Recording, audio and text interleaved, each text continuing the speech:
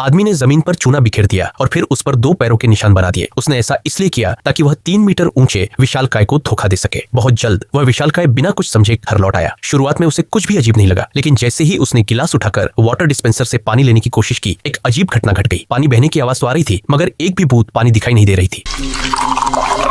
इसके बाद वह विशालकाय खाली गिलास उठाकर आराम से बैठ गया और बड़े मजे से पानी पीने की एक्टिंग करने लगा। लेकिन जैसे ही उसने पानी पीना खत्म किया, उसे घर में कुछ गड़बड़ महसूस हुई। दरवाजे के पास जमीन पर 2 पैरों के निशान थे। वह तुरंत खिड़की से बाहर कूद गया, मगर उसे पता नहीं था कि वह आदमी की चाल में फंस चुका है। जैसे ही वह गया, 2 लोग छत से छलांग लगाकर घर के अंदर आ गए। फिर वे दोनों उस विशालकाय के पीछे पीछे चल पड़े। मगर जो दृश्य उन्होंने देखा वो चौंकाने वाला था, क्योंकि सामने सिर्फ खाली लकड़ी की नालियां थी, मगर उनमें से पानी बहने की आवाज आ रही थी। दोनों ऊपर चढ़ गए ये देखने के लिए कि असल में हो क्या रहा है। तभी उन्होंने देखा एक मशीन लगातार सोना बाहर उगल रही है। उनका एक साथी लोभ में आकर उसे उठाने के लिए हाथ बढ़ाने लगा, मगर उसे क्यूंगी कायांगे ने तुरंत रोक दिया। सावधानी बरतते हुए क्यूंगी ने एक लकड़ी की छड़ी से उसे छूने की कोशिश की। अगले ही पल वो लकड़ी की छड़ी बीच से कट गई। अब सवाल ये था कि आखिर ये सब हो क्या रहा है। दरअसल कुछ दिन पहले समुद्री वैज्ञानिकों ने एक चौंकाने वाली खोज की थी। धरती का सारा समुद्री पानी धीरे धीरे गायब हो रहा है और यह प्रक्रिया थमने का नाम नहीं ले रही। अगर इसका समाधान जल्द नहीं निकाला गया तो धरती पूरी तरह सूख जाएगी। इसलिए समुद्र के नीचे क्या चल रहा है ये पता लगाने के लिए वैज्ञानिकों ने एक पनडुब्बी को समुद्र की गहराई में भेजा। जल्द ही उन्हें समुद्र की तह में एक विशाल गड्ढा मिला। फिर वैज्ञानिकों ने 2 भरोसेमंद खोजकर्ताओं को उस गड्ढे में उतारा। जब दोनों वापस सतह पर लौटे तो हैरानी की बात यह थी कि वे एक पुराने कुएं के अंदर आ गए थे। दोनों हैरान थे। जब उन्होंने समुद्र में सैकड़ों मीटर नीचे उतराई की थी तो वो इस सूखे कुएं में कैसे आ गए। सच्चाई जानने के लिए उन्होंने ऊपर चढ़ना शुरू किया। जैसे ही एक साथी बाहर निकलने वाला था, अचानक एक जाल सक्रिय हो गया और वह आदमी हवा में झूल गया। दूसरा साथी जो बाहर निकलने वाला था वो भी ऊपर से गिरा और जमीन पर धड़म हो गया।